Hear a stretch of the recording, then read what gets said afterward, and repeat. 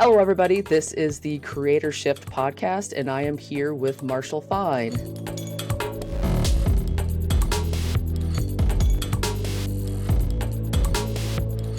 Hello, Marshall. Hi, Erika. How have you been doing today, Marshall? Good. Marshall, as far as creative work goes, what is it that you do? So I am a videographer, editor, and then I guess I can also call myself a cinematographer, as well, because of the work that I do with ATL Live, and yeah. Awesome. And I will say, if it's correct to say you're somewhat at the beginning of your career, I think is probably the appropriate way of kind of Yes. describing where you are, correct? Yes. I know that you did some kind of schooling. What was it that you did? Yeah, so I went to Chattahoochee Tech, and I got my associate's degree in film and video. I actually got a degree and a degree and a diploma, but it was a associate's degree of applied science majoring in film and video production. Excellent. What kind of classes did you take? Um, in terms of like film, Yeah, any of the above, film or even um, non-film stuff that you well, used I to had kind of to. help you. Gotcha. Yeah. Yeah, so I had to, I mean, just like any school, I had to do like a combination of stuff. So I had to do I had to do the boring stuff, and then but in terms of like film wise, I had done a class that was all about lighting. I had done a class all about lighting. I had done something about using Illustrator and Photoshop. Those ones, I mean, they were interesting, but given my directions more towards the film side, they were not exactly a seller point. Um, but we did, and then I did a lot of classes. A lot of the classes that I had to do were it was a lot about post production. I did do a field production class, where we kind of it was more about going out. Okay, here's a script, and now go. Here's a script. Now go shoot it, and then we would watch it. The had something that was a post production class. So it was all about kind of learning the very, I guess, kind of the lower points of editing. So just learning how to cut things together. And then one of the and then I had done a class that was two parts. That was a broadcasting class, and so basically, the teacher gave us all these commercials, and honestly, I forget what the website was that he had us use, but we basically used it was like a teleprompter site that we used, and we went through and we would listen to the commercial or the newscasts, and we would type out the script and like a teleprompter, and then every class we basically ran it like a newscast. So you had people that were anchors, you had somebody that was switcher, someone doing playback, someone doing stills, sound, um, sound, that kind of thing. And so kind of I guess in a way you could call it a yes, it was a broadcast studio, but it was kind of more on the lower side of things in a way. But it was being run by each of us as students, and the teachers kind of there to make sure that things ran smoothly. We all had, if it was our day to have our show, we had our show done, kind of thing. So it's yeah, that's Yeah. kind of, I guess, kind of the gist of it. Did you have a preference between those things, between editing, short films, like live broadcasting? Like, is there one of those where you're like, yeah, this is the one that I like? I prefer, honestly, I mean, I do editing right now because I have to, and I don't have anybody to do it for I'm me. the same way. The it is editing is, I mean, I wouldn't call myself an expert editing editor by any stretch of the imagination, but I would say I'm a decent editor. In terms of like, I would say one of the things I would love to really learn is how to take or how to do like more effects and like and that kind of thing inside of Premiere or what call After Effects or something like that.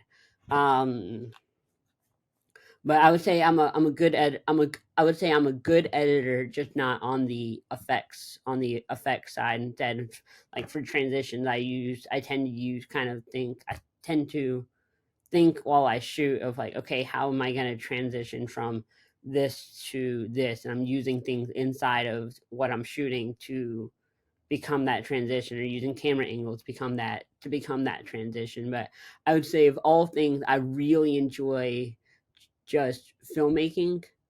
Um, yeah, I would say I would really enjoy filmmaking, and then do the editing side because Mhm. like I said, you have to. Yeah, and the one thing that I do say to people, especially if they're kind of in the process of learning effects, one, learning effects is really difficult, and two, if you're not a good editor, throwing a bunch of effects on something isn't going to make the project any better. Like you need to be a good editor first. So Right, you're on the right path. Keep working on the editing, even if you don't love it, because for me, all of these things are connected. The more time I spend doing editing, the more time I'm thinking about how to direct something different. I'm thinking more about where's a better place for me to put the cameras, cutting, like all of these things are connected. right, As even if you want to do more camera work, if you're paying a lot of attention during your editing, be a better editor, and that's going to make your transition into doing more effects easier, and it's obviously going to make your camera work even any better. So right. I have a feeling I know the answer to this, but what got you into filmmaking in the first place? Um, I don't honestly completely know. It was something that it was ever since I was little. I've always had a thing for like when you go to the airport, for instance, and you look out the window. Like I've always got a kick out of seeing all those things. I always got a kick out of the technical side of things. Growing up, my and even now, my dad is actually a professional photographer, and so it was like I was kind of taking pictures with his stuff. I've had, I think maybe I think it's two or three actually, like digital cameras that I grew up with, and that kind of thing. And so when I went out to Utah after high school, my parents actually got me my first GoPro, and that's where things kind of really took off from on the video side. And I just kind of fell in love with it to the point that I was just like, this is what I want to do. I'm a very creative person. So it's kind of, yeah, so I just kind of started doing it. And I since I wasn't interested in going to school at all, I when I kind of gave in on that idea, I was like, you know what, I guess I'll go to school for video. And I ended up doing that and really liking it even more. So, well, now here I am.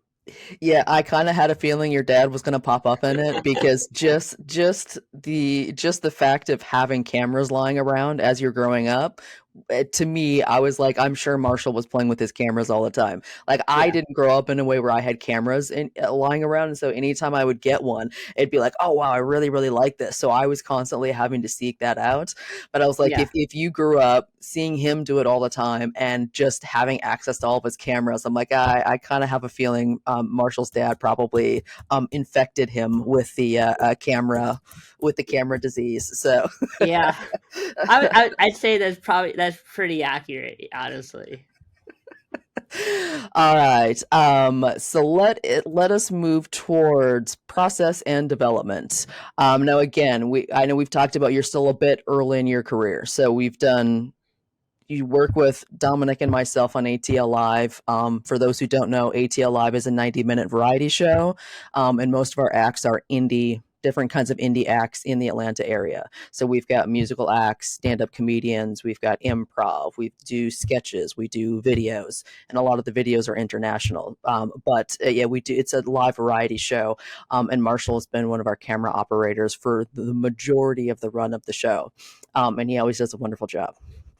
And then outside of that, I know you've done a few like different kind of events stuff because a month or two ago you sent me a link to a video that you were in. You were with an event stuff that you've kind of been helping out with, correct? Yeah. So a lot of what I a lot of I in long I mean in the I don't know the best way to say it. Like, and for the gist of it is kind of a lot of what I do is more run and gun.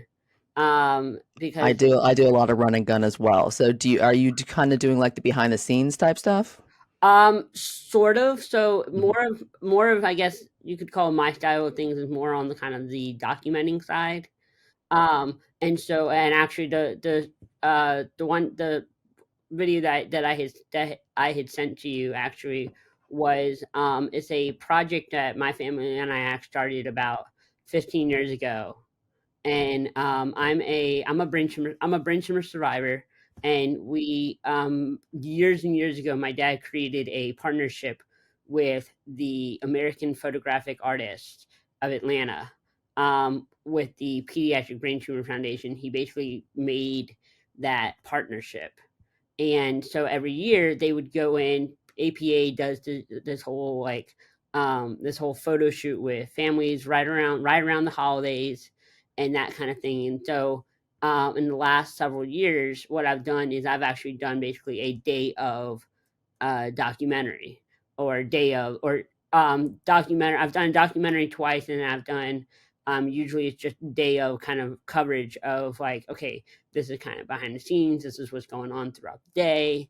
And so I did a documentary our 10th year that I actually shot the entire thing with GoPro. And and then this year I had done it as a documentary, but I did it from the volunteer side. So everybody, including everybody from set artists to photo assistants, photographers, myself included, everybody is a volunteer. And so I had just put that together. And actually, the one I had done this year is it has a couple of the interviews were actually shot by somebody else. And because I was not able to get interviews with the people I needed, so I was like, "Hey, can you share this footage with me?" And all that. And so this company had shared the stuff with me. But doing stuff with I do a lot of stuff with like Boy Scouts of America. I'm an adult leader, and I grew up in Scouts. I got my Eagle, all that, but do I kind of look at that, a lot of that as like, okay, every outing we go on is an opportunity for me to shoot. So I've got a GoPro camera or something in hand. On that, when we go skiing, I've got GoPros, and I do all sorts of stuff with that. And I had been an unusual talent actually that I developed was spinning fire. And I had actually I got roped into it working on a short film. And the lady that I was working with, she after one night of shooting, she was like, "Hey, my husband and I host this in our backyard.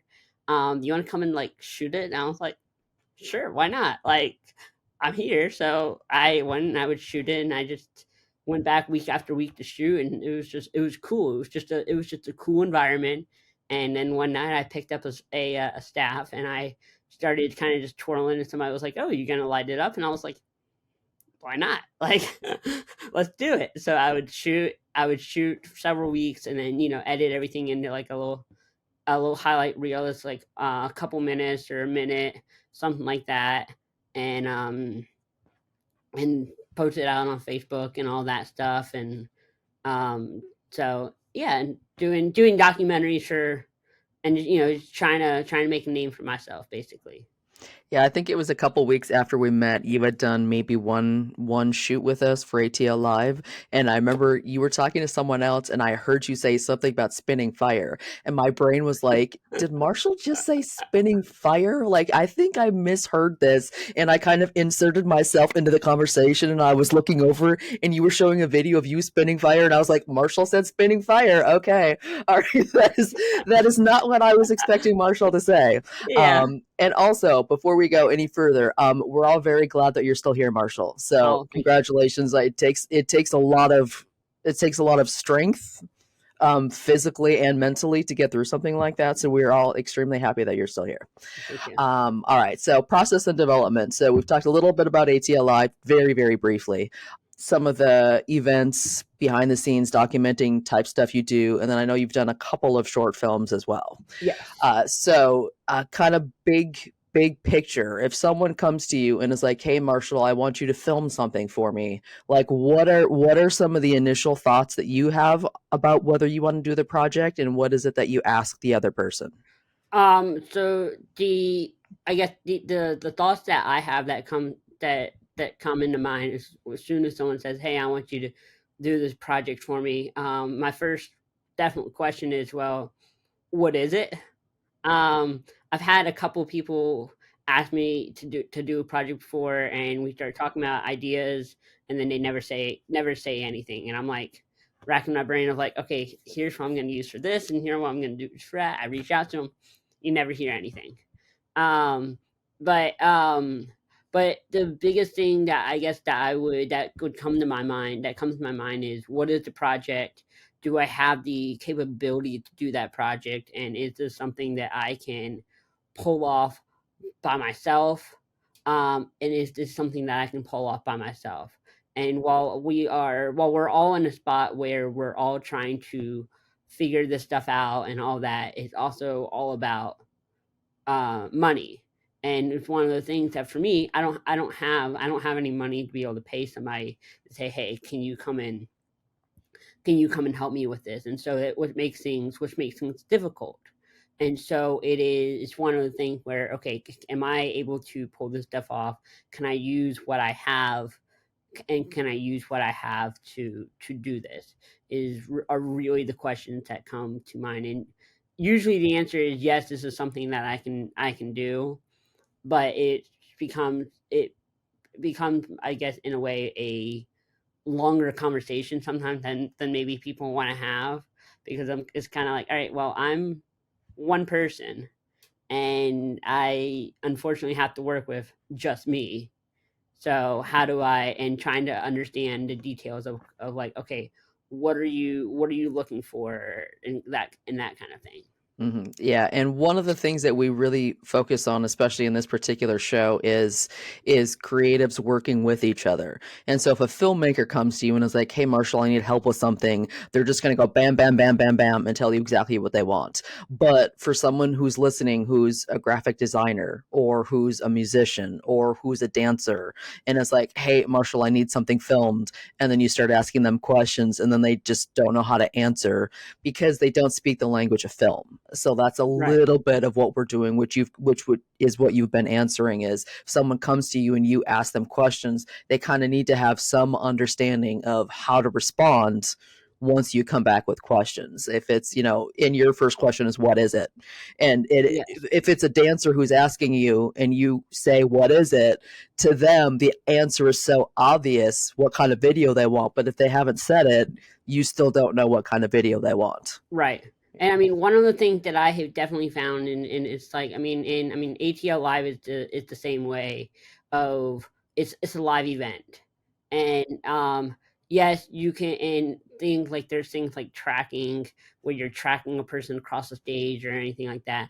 But at the same time, anything, literally anything can happen. And just because you're predicting that they're going to go left doesn't exactly mean that they're going to go left. Or just because, like, even though you're following their movement doesn't mean that they're going to do something. And so, like, for me, one of the things that I try to do, so because everything I do is very live.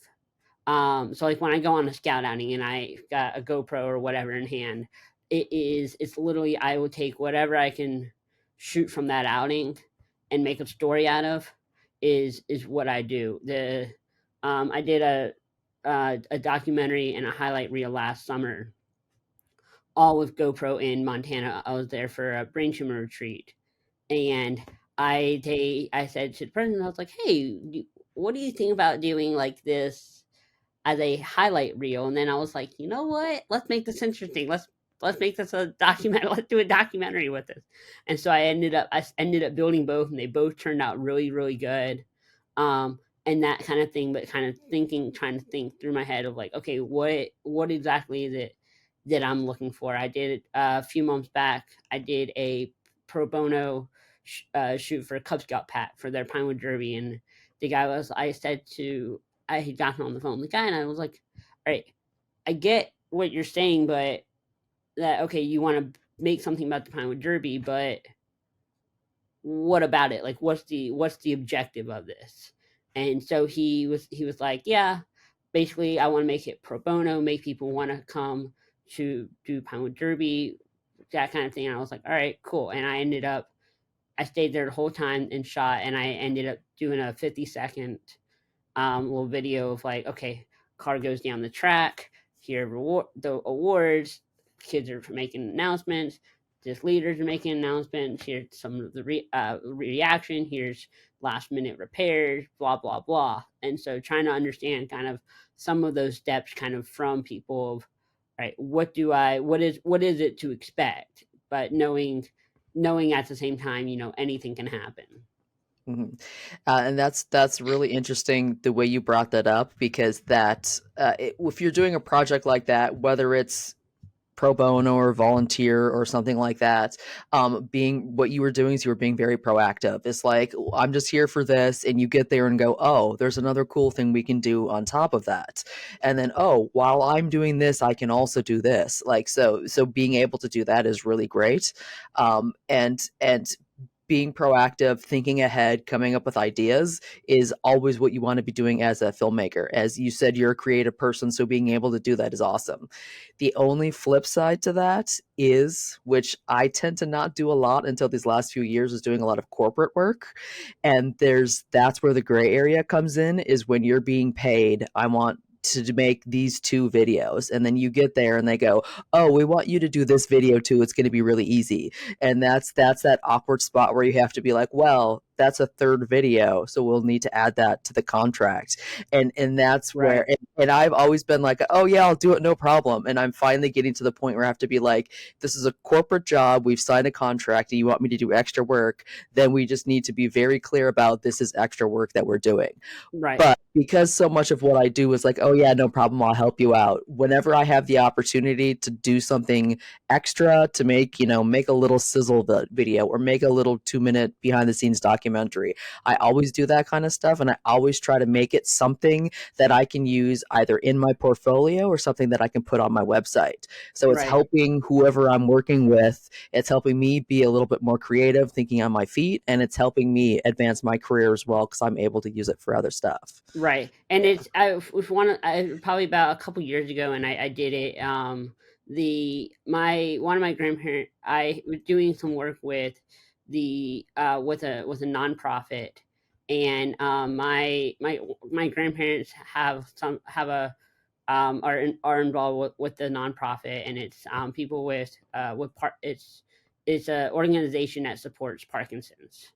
And I had originally my mom had kind of gotten me into it, and just doing a project for them, and it started off being a kind of a pro bono thing, and the project just kind of grew bigger and bigger and bigger, and with stuff. And it was and I mean, looking back on the video that I did was is still actually on their website, but um but looking back on it, I'm like, wow, this looks horrible. Versus versus what I can do now. Like, I could have done all these things so much better, but I've learned a lot since then. Um, and so, but learning, but getting the fact that it was like, okay, this was a project started off pro bono, and then it was becoming bigger and bigger and bigger, and I'm like, all right, I gotta have something here. I never got like paid, for instance, what I should have, but because of there's a delicate relationship between the organization and like my grandparents, that I was kind of like, okay, I don't feel comfortable with being able to go back and say, hey, I need more, or something like that, because there was a delicate relationship that was at play. But that was kind of a learning to say, okay, how I got to make sure that I kind of have all these things kind of up front, and kind of having the details up front of like, okay, this is what you want me to do, this is what the deal is, and therefore, I mean, and for me, I have very little projects that I've actually done for and been paid for, but that was kind of a learning of saying, okay, I have to kind of figure out like, okay, this is what the project's going to be. What are all the details? What is the exact kind of thing that you're looking for, and trying to sit down with the person, and even if it's pro bono, literally still sitting down with the person to say, okay, so you're looking for this, this, and this, and these are the things I can do. These are the things I cannot do, or how are we what's the overall goal. I've been put into a spot where I was for scouts. Um I have been as a commissioner, I do a lot of the editing for everybody. And so, but they were trying to create something that was about um why people should come to this conference. And I got all these, he gave me all these interviews, and I was like, wait, this isn't what we, this isn't what we talked about. Like, this isn't what we talked about. There's not anything I can do with these. And so, but trying to have that conversation of, okay, well, here's what we talked about, but this is what you gave me, but this stuff is not workable. So I don't know. So you got to tell me where do we go with this? Um, and that actually may not be the. I mean, it's a good example, but not the in terms of project wide, but not maybe not the right thing to talk about. I don't know. Yeah, no, I mean it's that's kind of like the uncomfortable spot that I was talking about a few moments ago is when is the moment where you have to go, let's hold on for a second because this isn't what we discussed, and that at times can be a really difficult thing to do. So that I actually commend you for being able to go, actually, this isn't quite what we talked about. Let's make sure that we know so that we're both on the same page. That's kind of Yes. how I always put it is, let's just make sure we're both talking about the same thing. What I'm thinking is that is not what you said. But what I Yeah. say is, let's make sure we're on the same page. I try to be Right. a little bit polite about that. Yeah, I think when people bring projects to me, I think scope is probably one of the first things that I ask about. How big is it? What is it? How many moving pieces are in it? And then deliverables. Is this 3 1-minute videos, or are we making one 18-minute video? So I think Right. I kind of like what's the nuts and bolts, what's the big picture, what are we trying to get out of this, Right. and then after those is when I kind of move back to like what's the tone, what's the style, that sort of thing. Right. But just it can be hard if you're not a video person talking to a video person Mm, and they're asking you questions. It's just try to figure out what the simplest way of explaining what it is that you need from the video person. Like, just yeah. figure that little stuff out first before you go into the conversation, and it's going to make everything so much easier. Right. And I mean, one of the things that I hate been. I mean, it's one of the things that happens a lot for me, is that like as a leader and stuff like that, is that people, they in your, and for me, I'm all about making people happy. It's like, and all about trying to deliver and all that. But it's like, oh, will you lead this outing? Oh, will you do this? Oh, will you do that? And like, I agreed to do a slideshow for a bunch of kids, and I said, they were like, "Oh, do we need to pay you anything?" And I was like, "No, it's part of like you're part of the troop, like whatever." And I had said, I was like realizing after the fact of like, you know what, I should have said, yes, I do want something. Like, this was, I was being nice, and I went and I was hunting down people and saying, "Hey, I need your pictures." Like, even after the deadline I gave people, I was going and saying, "Hey, I need your pictures," even though I had already finished the other stuff. Like, I had the time, but thing like, okay, I should have asked for stuff like that. Marshall, can we take a look at one of these fire videos? Yeah.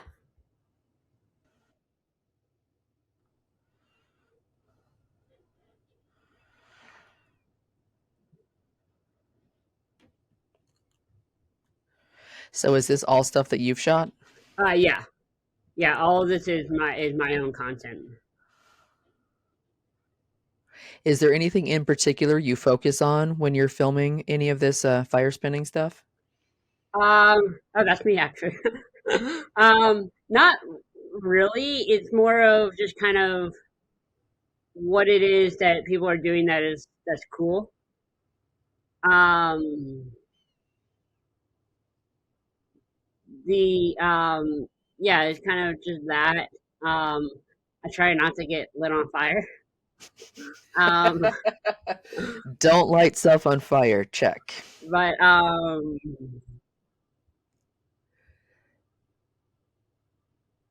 so it's a lot of these guys, they do this stuff for like as gigs, just like we have our we have video gigs. They Hmm. do the same thing. Um, but and I've it's a nice little it was a nice little community. Um, and so it's yeah, it's just it's fun. But this is the guy that's actually like it's his thing. What made you go from filming the fire stuff to actually doing the twirling yourself or Um, spinning? Is it spinning? To actually doing the spinning Twirling, yourself. spinning, same thing. The it was more of just a community of or the fact of being there that I was kind of like, this is cool. Like I do a lot of kind of risk oriented stuff. I'm all about doing stuff. So I was like, I'm here. Why not give it a shot? And and that kind of thing. And so it's like I mean, as you can see, it's like I've got stuff from Scouts that I've done, a lot of stuff of Scouts, um, highlight reels. This right here was the documentary that I had sent you a little while ago, um, and that kind of stuff. So it's yeah, All right. Thank you so much, Marshall. yeah. Thank you.